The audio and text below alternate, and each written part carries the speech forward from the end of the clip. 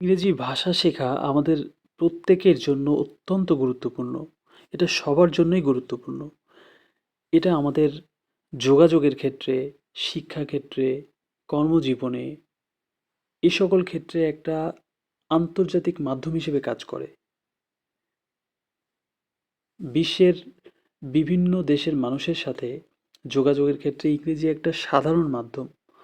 So এই ইংরেজি speaking শেখাটা কেউ যদি মনে করে যে আমি অনেক শিক্ষিত হয়ে গেছি, আমার আর এটা আলাদাভাবে শেখার দরকার নাই বা প্র্যাকটিসের দরকার নাই। এটা মনে রাখতে হবে যে ইংরেজিতে কথা বলা, ইংলিশ স্পিকিং যদি কেউ প্র্যাকটিস না করে, তাহলে সে যত বড়ই শিক্ষিত হোক না কেন, সে কখনোই ফ্লুয়েন্টলি ইংলিশে কথা বলতে পারবে না। সো চলুন আজকে আমরা ইংলিশের একটা টপিকস নিয়ে আলোচনা করব। এক ধরনের বাক্য, একটা স্ট্রাকচার দিয়ে আমরা হাজার হাজার বাক্য তৈরি করতে পারবো এবং এই ধরনের বাক্যগুলো আমরা প্রতিনিয়ত ইউজ করি, আমাদের দৈনন্দিন জীবনে এটা ব্যবহার করি। আর ইংলিশে কথা বলার জন্য সবচেয়ে গুরুত্বপূর্ণ হচ্ছে এটা প্রতিদিন চর্চা করতে হবে। রেগুলার 1 মিনিট হলেও কেউ যদি এই ইংলিশ স্পিকিংয়ের পিছনে সময় দেয়, তাহলে সে খুব সহজেই এবং অতি দ্রুত এই ইংলিশ স্পিকিংয়ের ফ্লুয়েন্সি অর্জন করবে এবং সাথে সাথে তার বলতে হবে, কথা বলতে হবে ইংলিশে, ভুল হোক। Because we learn through mistakes. আমরা ভুলের মধ্য দিয়েই কিন্তু শিখি। তো চলুন আজকে আমরা একটা স্ট্রাকচার দিয়ে শুরু করি। যেমন আমরা অনেক সময় বলি যে কোনো কিছু চালিয়ে যাওয়ার জন্য, কোনো কিছু করতে থাকার জন্য, যেমন পড়তে থাকো, খেতে থাকো, যেতে থাকো, এই ধরনের কোনো কাজ যদি চালিয়ে যাওয়া বোঝায় বা করতে থাকা বোঝায়, তখন আমরা কি ইউজ করি? এখানে মনে রাখতে হবে যে কোনো কিছু করতে থাকা বোঝাতে কিপ প্লাস ভার্বের আইএনজি ব্যবহৃত হয়। অর্থাৎ কিপের পরে ভার্বের আইএনজি ফর্ম বসবে। এটা মনে রাখতে হবে, তাহলে এই ধরনের হাজার হাজার বাক্য আমরা সহজেই তৈরি করতে পারবো। তাহলে কি কিপের পরে ভার্বের আইএনজি ফর্ম বসবে। ফার্স্ট আমরা উদাহরণ দেখি। যেমন পড়তে থাকো, তাহলে কি হবে? পড়া ইংলিশ হচ্ছে স্টাডি, পড়া ইংলিশ হচ্ছে স্টাডি। তাহলে কিপের পরে যখন বসবে তখন সেটা আইএনজি যুক্ত হবে, অর্থাৎ কিপ স্টাডিং। পড়তে থাকো, কিপ স্টাডিং। যেতে থাকো, যাওয়া ইংলিশ হচ্ছে গো, কিন্তু যখন কিপের পরে বসবে তখন সেটা হবে কিপ গোয়িং, যেতে থাকো। ঠিক একইভাবে আমরা যদি বলি খেতে থাকো, তাহলে কি হবে? খাওয়া ইংলিশ হচ্ছে ইট, তাহলে ইটের সাথে আইএনজি বসবে, কিপ ইটিং, অথবা বলতে পারি কিপ ইটিং। যদি বলে লিখতে থাকো, লেখা ইংলিশ কি?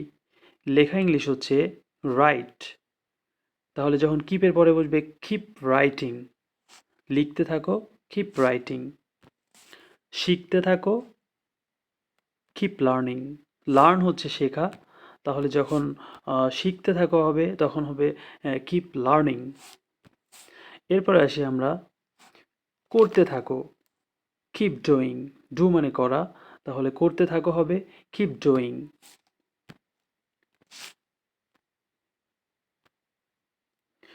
যদি বলা হয় কাজ করতে থাকো, কাজ করা ইংলিশ হচ্ছে ওয়ার্ক, তাহলে বলতে পারি কিপ ওয়ার্কিং, কিপ ওয়ার্কিং।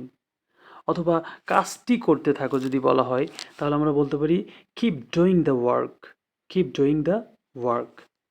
যদি বলা হয় কথা বলতে থাকো, কথা বলে ইংলিশ কি? টক, তাহলে কিপের পরে যখন বসবে তখন এটা হবে কিপ টকিং, কিপ টকিং। এরপরে যদি বলা হয় খুঁজতে থাকো, খোঁজা ইংলিশ কি? ফাইন্ড, খোঁজা ইংলিশ হচ্ছে ফাইন্ড, তাহলে যদি বলা হয় খুঁজতে থাকো তাহলে হবে কিপ ফাইন্ডিং, কিপ ফাইন্ডিং। এভাবে আমরা হাজার হাজার বাক্য তৈরি করতে পারি আমাদের দৈনন্দিন জীবনে। যে কাজটা করতে থাকা বোঝাবে সেই কাজের ইংলিশটা আমাকে জানতে হবে। যদি বলা হয় সাঁতার কাটতে থাকো, তাহলে সাঁতার কাটার ইংলিশ আমাকে জানা থাকতে হবে। সাঁতার কাটাকে ইংলিশে কি বলে? সুইম বলে। তাহলে যখন বলা হবে সাঁতার কাটতে থাকো, তখন হবে কিপ সুইমিং।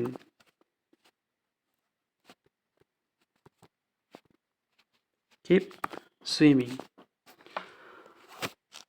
এরপরে আসি আমরা সাহায্য করতে থাকো, তাহলে কি হবে? Keep helping. কিপ হেল্পিং, তাকে সাহায্য করতে থাকো। কিপ হেল্পিং হিম, আমাকে সাহায্য করতে থাকো, তাহলে কিপ হেল্পিং মি। এইভাবে আমরা বিভিন্ন অ্যাঙ্গেলে বিভিন্নভাবে আমরা বাক্য তৈরি করতে পারি।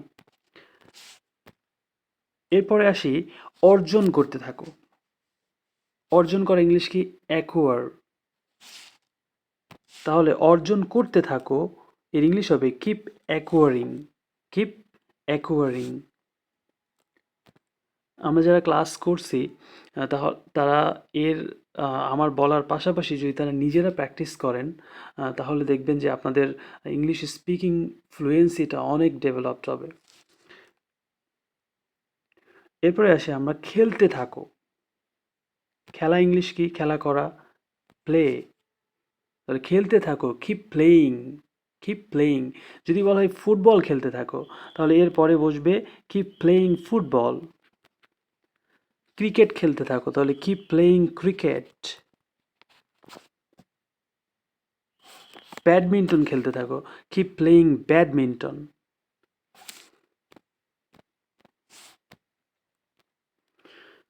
এরপর যদি বলা হয় বলতে থাকো, কিপ সেইং। Keep saying. এরপর যদি বলা হয় দৌড়াতে থাকো, কিপ রানিং। Keep running. তৈরি করতে থাকো, কিপ মেকিং। মেক মানে তৈরি করা, তাহলে তৈরি করতে থাকো ইংলিশ হবে কিপ মেকিং।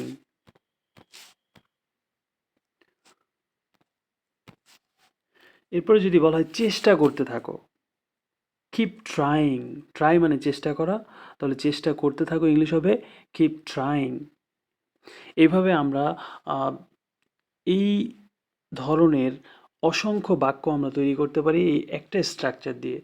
আমরা এমনভাবে শিখব যাতে একটা স্ট্রাকচার দিয়ে অসংখ্য বাক্য, হাজার হাজার বাক্য আমরা তৈরি করতে পারি।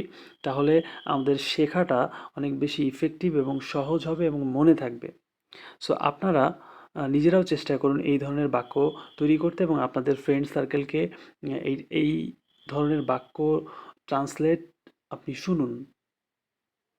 এইভাবে টু ওয়ে কমিউনিকেশনের মাধ্যমেই আমাদের ইংলিশ স্পিকিংয়ের ফ্লুয়েন্সিটা ডেভেলপড হবে এবং আমাদের এই স্কিলটা অনেক বেশি ডেভেলপড হবে এবং এটা আমাদের ফিউচারের জন্য, আমাদের কর্মজীবনে এবং আমাদের দৈনন্দিন জীবনে এবং আন্তর্জাতিক যোগাযোগের ক্ষেত্রে, আমাদের ইন্টারন্যাশনাল ফ্রেন্ডসদের সাথে যোগাযোগের ক্ষেত্রেও এটা একটা গুরুত্বপূর্ণ ভূমিকা পালন করবে আমাদের ফ্লুয়েন্সিকে ডেভেলপড করার জন্য। সো ধন্যবাদ সকলকে যারা আমাদের ভিডিওটা দেখছেন। তারা আমাদের চ্যানেলটা কাইন্ডলি সাবস্ক্রাইব করবেন যদি আপনারা নিয়মিত ভিডিও পেতে চান, এই ধরনের ভিডিও। আর কোন ধরনের ভিডিও আপনারা দেখতে পছন্দ করেন সেটা আমাদের কমেন্ট সেকশনে জানাতে পারেন। আমরা চেষ্টা করব সেই ধরনের ভিডিও পরবর্তীতে আপলোড করার জন্য। সো ধন্যবাদ সকলকে। আসসালামু আলাইকুম।